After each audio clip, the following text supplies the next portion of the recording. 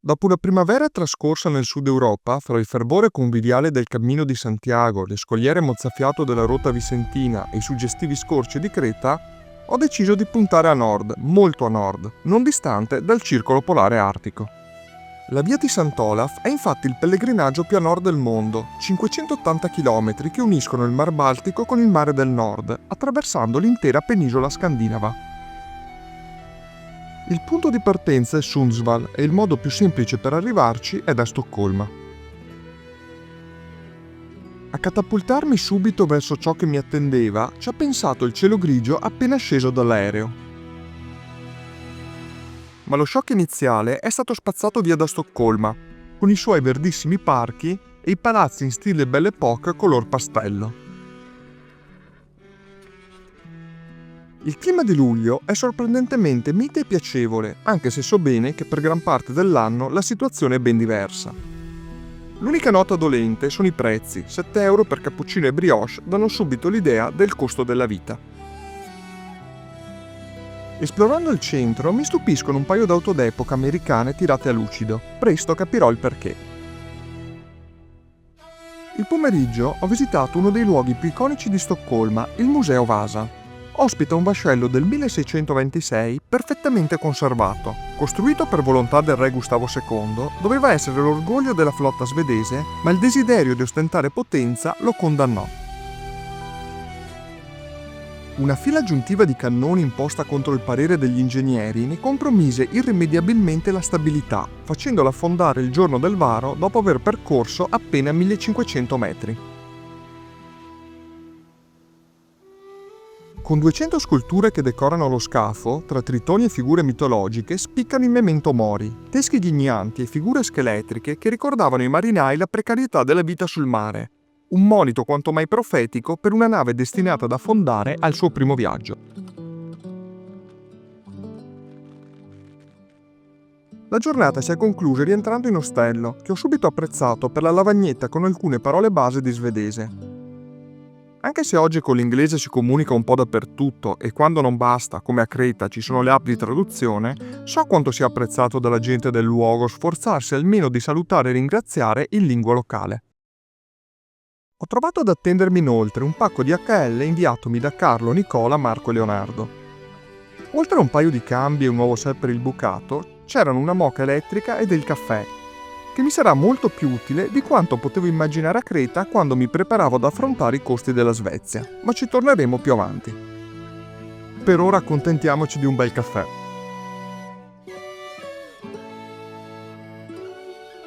Da Stoccolma ho preso il treno per Sundsvall, 350 km più a nord da dove parte il cammino di Sant'Olav.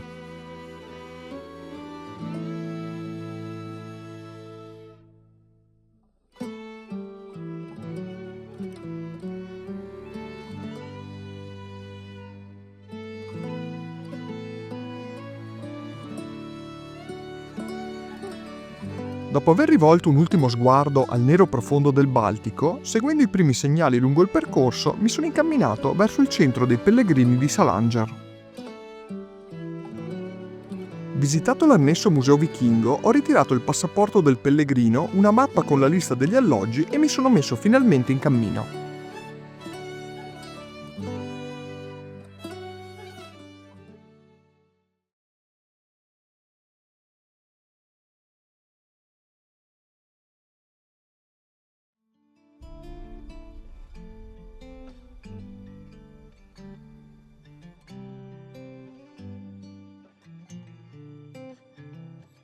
Il cammino di Sant'Olaf è l'unico pellegrinaggio che ripercorre fedelmente il percorso intrapreso dal santo che lo ha ispirato. Fu qui a Sundsvall che nel 1030 Olaf Haraldsson, re di Norvegia, dopo l'esilio in Europa per aver abbandonato il suo passato da guerriero vichingo ed essersi convertito al cristianesimo, combatté la sua prima battaglia per riconquistare il trono. Una figura divisiva che scoprirò complessa e controversa, un sovrano caduto in battaglia e poi santificato.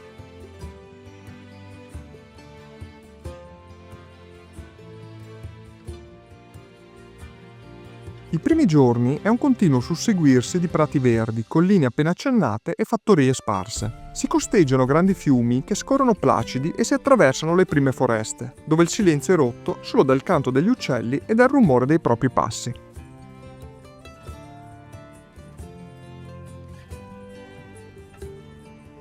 Dopo centinaia di incontri con altri viaggiatori, il cammino di Sant'Olaf prometteva un'esperienza diversa. Fra foreste incontaminate e laghi che non finiscono mai, puoi camminare per giorni senza incontrare nessuno.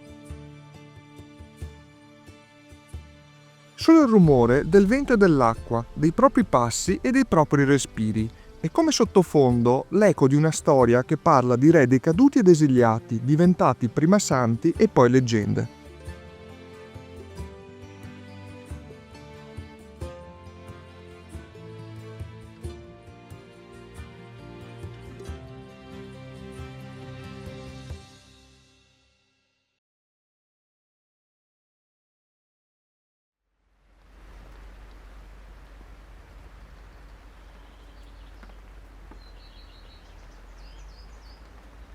Dopo pochi chilometri sorge il primo simbolo del cammino, una chiesa di pietra ormai diroccata da cui è partita la marcia verso Trondheim.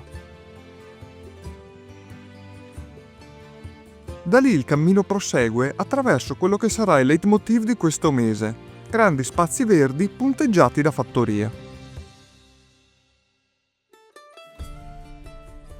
Il primo tratto conduce fino a Matfors, un villaggio incastonato in un paesaggio che sembra uscire da una fiaba nordica, per poi proseguire verso Stode.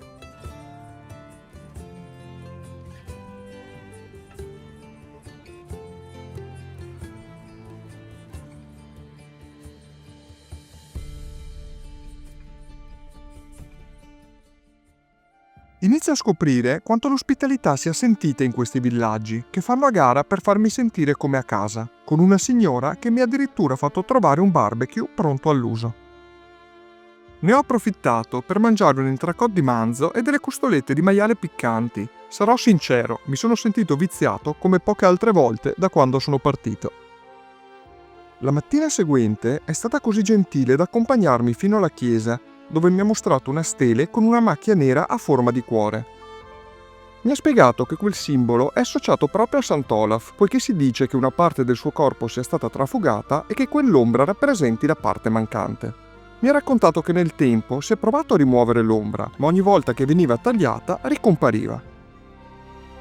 Apparentemente la Svezia è tutto uguale, ma se si presta attenzione il cammino rivela qualcosa di nuovo ad ogni tappa, come il magnifico ponte di legno del XVII secolo di Hvitbron, il più lungo della Svezia, costruito dai contadini per collegare le fertili terre che si trovano al lato opposto del villaggio di Fransta.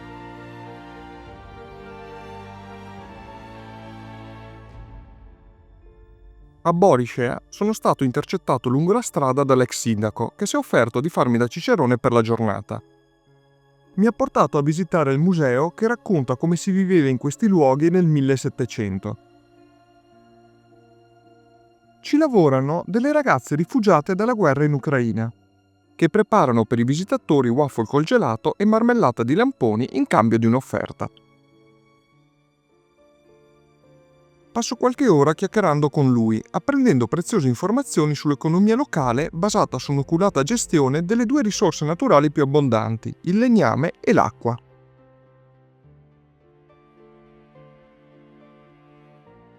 Le foreste, che qui impiegano il doppio del tempo per crescere rispetto al sud Europa a causa del clima rigido, vengono costantemente ripiantate e sono usate per l'edilizia e le cartiere.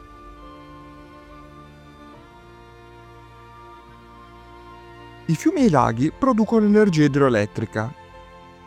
Invece di grandi dighe che deturpano le valli, qui si è optato per piccoli sbarramenti ogni 15-20 km, che producono energia idroelettrica a un costo che è un quarto rispetto al nucleare e che copre non solo le esigenze del territorio, ma rivenduta rimpingua le casse dei comuni. Questi ricavi vengono reinvestiti nella produzione di idrogeno in sostituzione del carbone usato nelle acciaierie, con la prima acciaieria green che sarà attiva nel 2026 e puntando ad annullare le emissioni di gas serra entro il 2030. mostrando una Svezia che guarda al futuro con progetti innovativi, lungimiranti e soprattutto concreti. Le tracce di Sant'Olaf sono sparse lungo il percorso e quando sembrano mancare, ci pensano gli abitanti dei villaggi a prendersi cura di te. Camminare su questi sentieri ricoperti da soffici aghi di pino è una gioia per i piedi, un premio dopo 2000 km percorsi su asfalto, sabbia e rocce. Ogni tanto, nei luoghi più remoti e suggestivi, si incontrano piccole capanne di legno pulitissime e accoglienti che offrono spazi di ristoro. È quasi un dispiacere proseguire per il prossimo paese e non fermarsi più spesso a perlottare in questi ripari.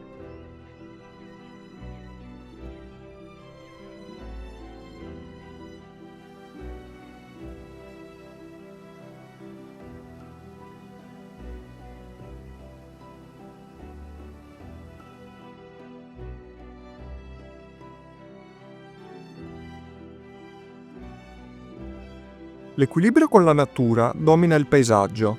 Anche la pioggia, che a tratti bagna il percorso, non spezza l'incanto, ma anzi lo amplifica.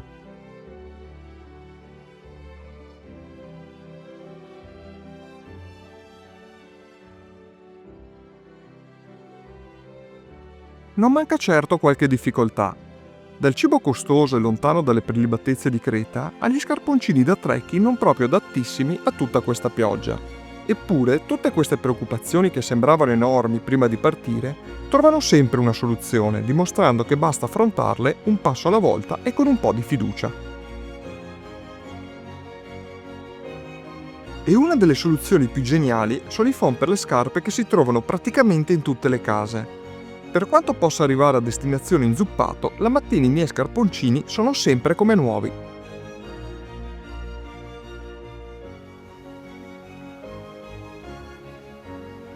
Dopo una settimana in Svezia, finalmente ho svelato il mistero di tutte queste auto d'epoca rigorosamente a stelle e strisce. È uno dei privilegi di viaggiare in questo modo, cosa che noti e scopri solo se vivi la quotidianità lontano dai luoghi turistici omologati. Chiacchierando con gli orgogliosi proprietari, ho scoperto infatti che la passione per le auto americane degli anni 50, 60 e 70, come auto da passeggio domenicale, è un vero e proprio chiodo fisso. Non c'è villaggio dove non mi imbatta in cortili dove troneggiano lucidissime off-road e pipatissime muscle car.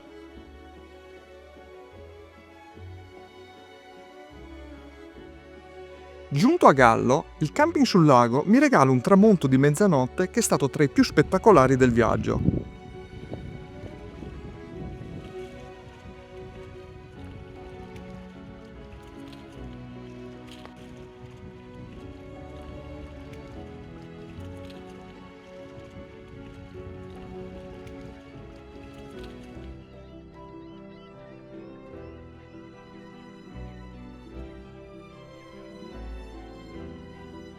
Il percorso verso Pilmiristad attraversa uno dei sentieri più suggestivi, che mi ha portato a visitare il tunnel per lo sci di fondo di Gallo, che permette di allenarsi in questa disciplina tutto l'anno. A pochi chilometri, finalmente la famosa distilleria di Revsund, che oltre ad essere gestita da ragazzi simpaticissimi, produce uno dei migliori gin al mondo.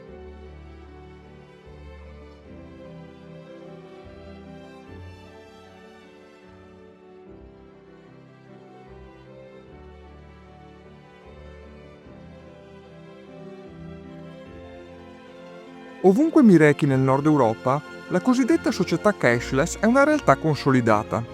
Soprattutto i piccoli esercenti accettano ormai pagamenti solo con le carte di credito, evitando i costi e le complessità legate al contante. Non ci sono scuse legate alle commissioni, poiché esistono app per i pagamenti che le azzerano completamente. Le piccole attività commerciali, supportate da un governo concretamente dalla parte dei cittadini, riflettono un modello sociale orientato alla praticità e all'innovazione e non all'evasione fiscale.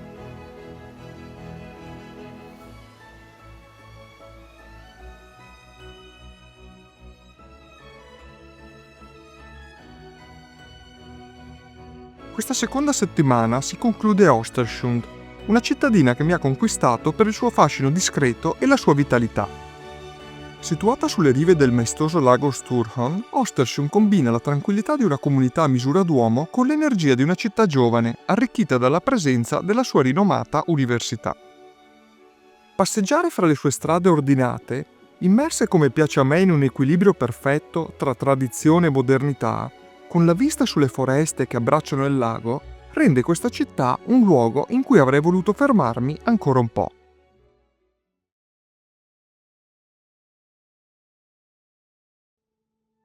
Östersund è anche l'ultimo centro urbano significativo prima di affrontare i tratti più isolati del percorso. Il lungo ponte pedonale sul lago Sturhön segna l'inizio di questa nuova fase di viaggio. Il lago è davvero enorme, circondato da foreste e con montagne ancora innevate sullo sfondo. La Svezia mi ha sorpreso anche con i suoi loppis, mercatini delle pulci presenti ovunque, dai giardini privati alle vecchie scuole, dove è facile trovare oggetti curiosi e autentici pezzi vintage. Una cosa che non mi sarei mai aspettato in un paese così attento alla salute sono i supermercati. Nonostante la cultura del benessere, dedicano intere corsie a caramelle e dolciumi confezionati che spiccano per quantità e colori, creando un curioso paradosso culturale. Avere con me una moka del caffè si è rivelata non solo una scelta lungimirante in previsione dei prezzi scandinavi, ma ben presto una necessità. Un sabato mattina, infatti, avevo deciso per premiarmi di fare colazione in un bar come era mia abitudine nei weekend in Italia. Cercando su Google Maps ho scoperto che il più vicino era diciamo un po' fuori mano, a 52 km. Qui, dove il buio invernale e la neve plasmano le abitudini, la gente preferisce vivere e consumare i pasti nel calore delle proprie case.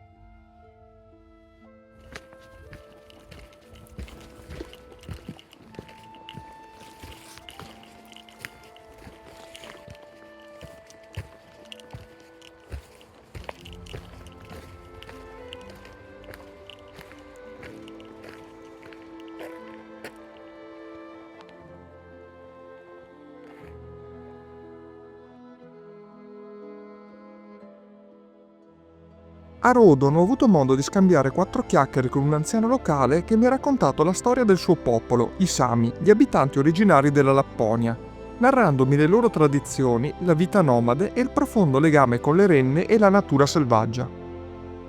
Di come queste terre siano state teatro di continui cambi di potere tra Norvegia, Svezia e Danimarca, con questa minoranza etnica vittima impotente di decisioni di regnanti che vivevano a centinaia di chilometri di distanza.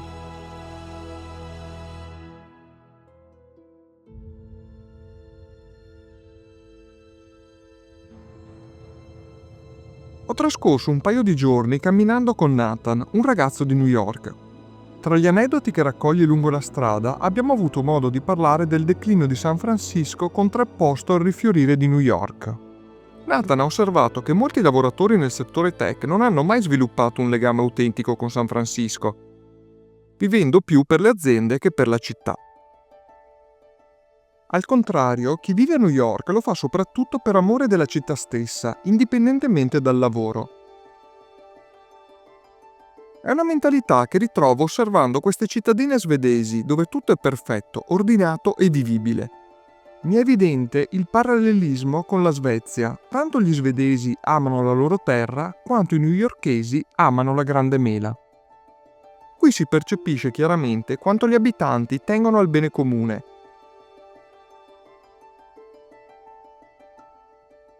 Ogni giorno, con piccole deviazioni, si scopre qualcosa. A pochi chilometri da Alsen ho incrociato un sito archeologico risalente a più di 7000 anni fa con delle pitture rupestri rappresentanti alci e scene di caccia disegnate sulle rocce lungo il torrente.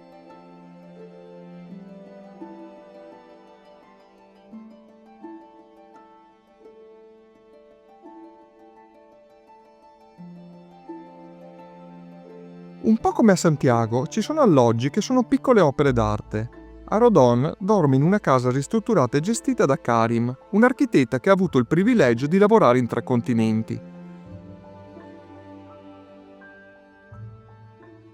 In un'altra tappa mi ritrovo nella scuola di equitazione più famosa della Svezia.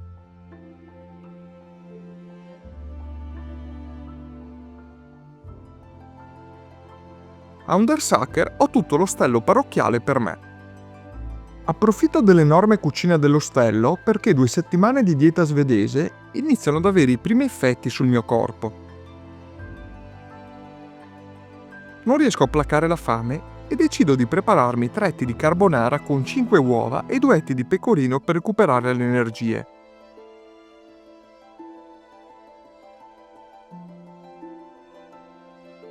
Sono cose che ucciderebbero in una vita normale, ma quando percorri 25 km al giorno con 20 kg sulle spalle, senza pinchos baschi o taverne cretesi all'orizzonte, diventano invece carburante indispensabile. Pochi chilometri più avanti ho incrociato un ragazzo tedesco di Colonia che stava percorrendo al contrario il pellegrinaggio e che mi ha fornito informazioni cruciali. Mi aspettano 40 km di duro asfalto in un giorno e un tratto di 90 km senza punti di rifornimento o ristoranti.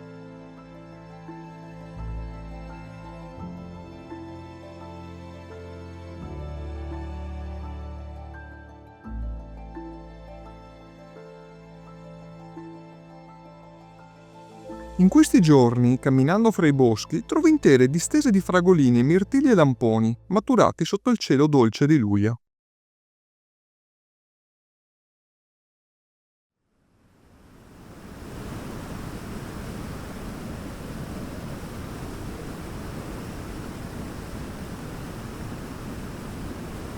Iniziando a risalire la dorsale scandinava, i placidi fiumi si trasformano in torrenti impetuosi.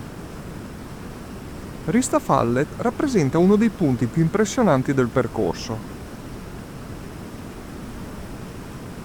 Utilizzo il drone per esplorare le rapide a monte, rischiando quasi di perderlo quando il segnale si interrompe.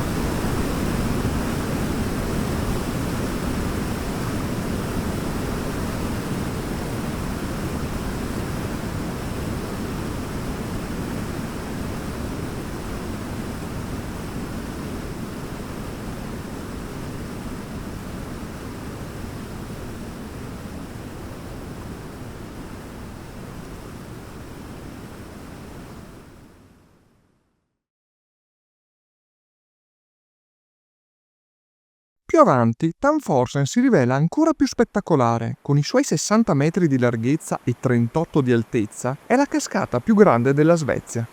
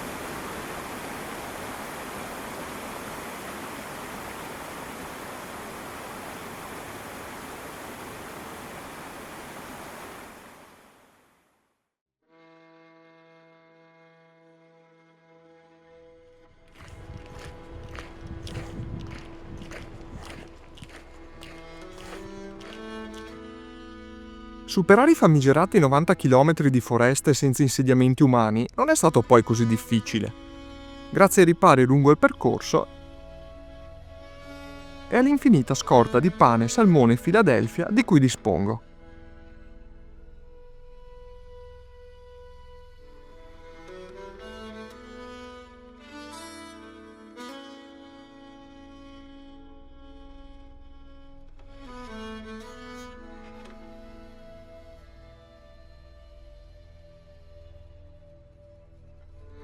Raggiungo Skarstugan al confine con la Norvegia, un autentico paradiso incontaminato, una riserva di caccia e pesca di 22.000 ettari che offre una visione completa del paesaggio nordico, foreste di pini, torbiere verdi, laghi cristallini e ovviamente un cielo in continuo mutamento.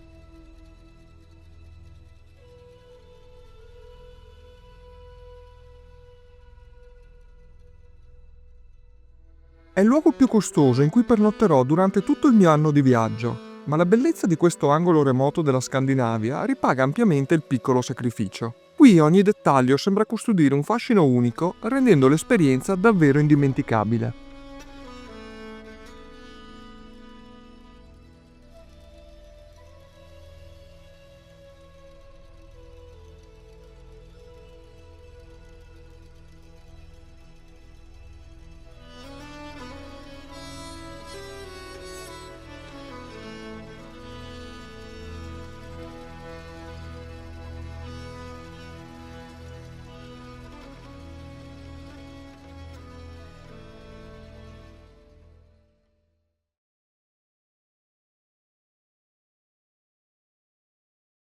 Il tragitto finale verso Trondheim si snoda attraverso un paesaggio che rispecchia l'essenza più profonda della Norvegia.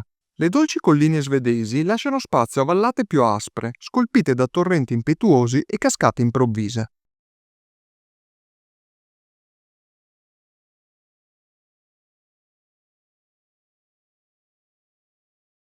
Davanti a me si apre finalmente il grande fiordo di Trondheimsfjord, il terzo di Norvegia con i suoi 130 km. La meta è vicina, il mare del nord raggiunto dopo oltre 400 km di laghi e foreste, percorsi in poco più di 3 settimane.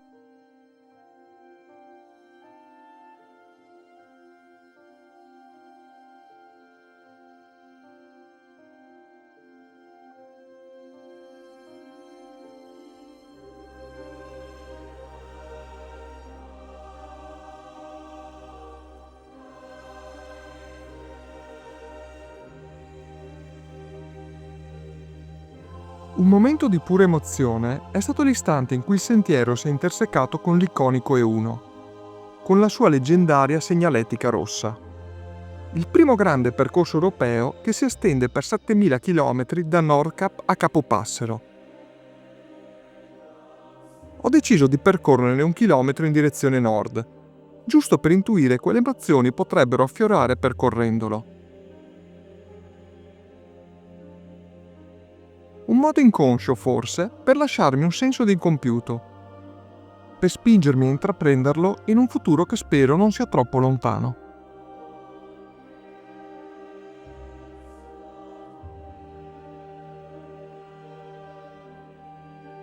Questa deviazione mi ha rallentato il giusto per farmi raggiungere da Hélène, con cui ho condiviso tante tappe in questi giorni a cavallo fra Svezia e Norvegia, e che riesce sempre a strapparmi un sorriso con la sua sagacia, anche nelle giornate con il tempo più inclemente.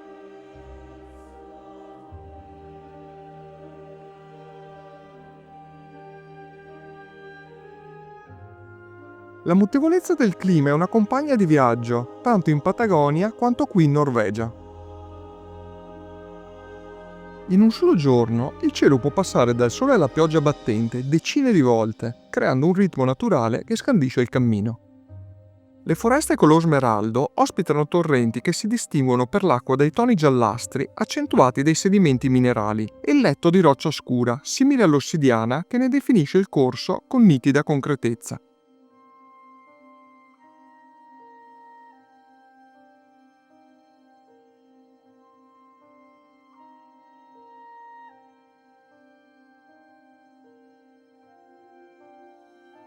L'arrivo al villaggio medievale di Stiklestad, perfettamente conservato con i suoi caratteristici tetti d'erba, testimonia secoli di storia immutata. In questo luogo si conclude il ripercorrere le orme di Reolab. Qui infatti cadde il 29 luglio 1030.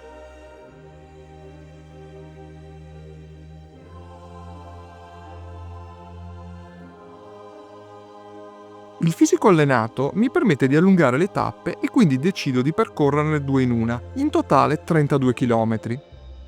che percorro con Elio, un giovane ragazzo di Caserta che sta percorrendo l'intero cammino in sole 2 settimane.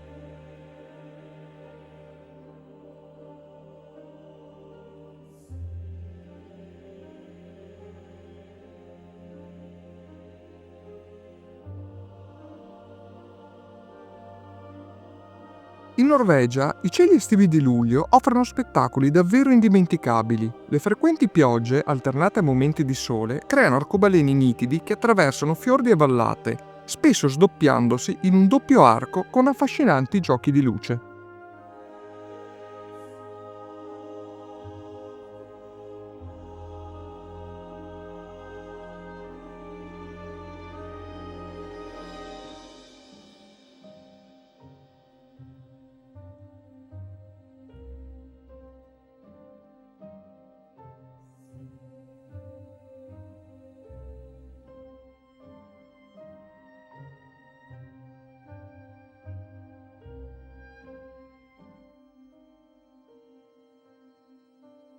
Quest'ultima settimana verso Trondheim sono fortunato perché la percorro in compagnia di 2 coppie di Gothenburg, Cecilia e Brigitta, Per e Andres. Hanno viaggiato per mezzo mondo e mi lasciano preziosi consigli per mete future, mentre condividiamo i tanti piccoli tesori del percorso.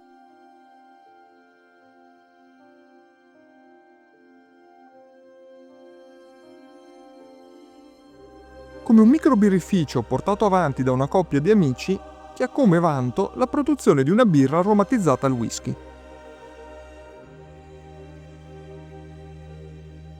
Le conversazioni serali nelle fattorie, trasformate in accoglienti alberghi, rivelano una cultura fondata sulla fiducia e sul bene comune. Cresciuto in un paese dove lo Stato è un nemico e un male necessario, un concetto rafforzato dai confronti con gli altri popoli latini, è stato forte confrontarsi con persone che invece pongono fiducia nel proprio governo, che riscontrano ogni giorno come lo Stato sia al reale servizio dei cittadini e non di se stesso, aiutando concretamente le persone a liberarsi dai problemi quotidiani come la ricerca del lavoro o della casa e permettendogli di concentrarsi sulle questioni etiche e sociali.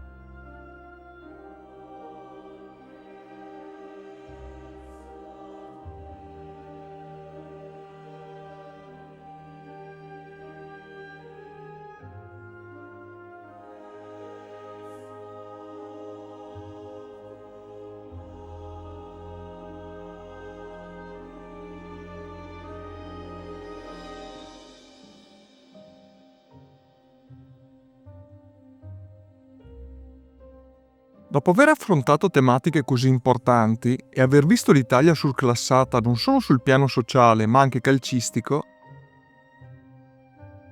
mi sono rituffato sulla cultura norvegese, dove la pesca al salmone continua ad essere una tradizione apprezzata che contribuisce alla cultura locale con un approccio rispettoso e sostenibile.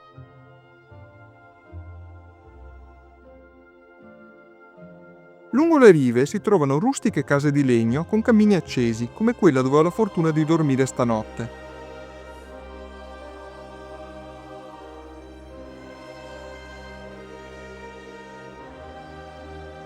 La cascata di Storfossen è stato un momento per condividere con i miei nuovi amici l'uso del drone e cenare nella fattoria di Ben e Nicolette.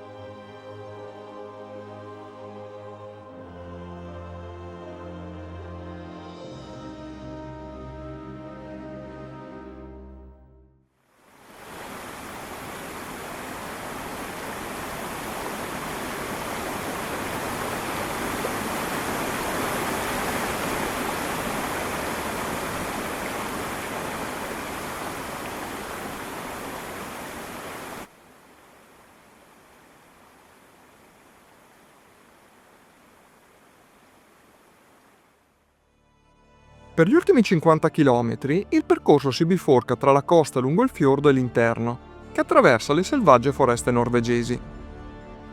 Su consiglio dei miei amici di Gothenburg opto per quest'ultimo, più remoto e avventuroso.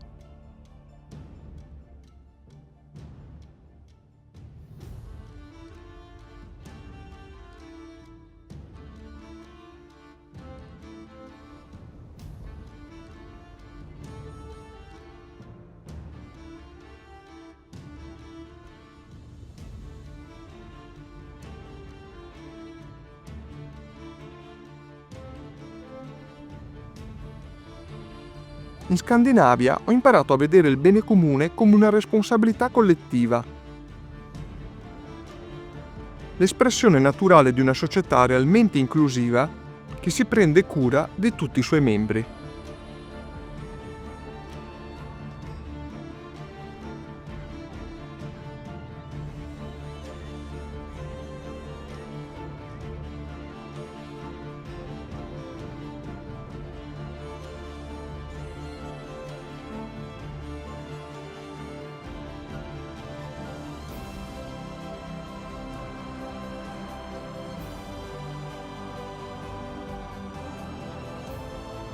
L'arrivo a Trondheim è diverso da Santiago, non c'è la stessa energia mistica, ma porta con sé una diversa forma di consapevolezza. Non è tanto la destinazione in sé a segnare il completamento del percorso, quanto la trasformazione silenziosa avvenuta durante il cammino.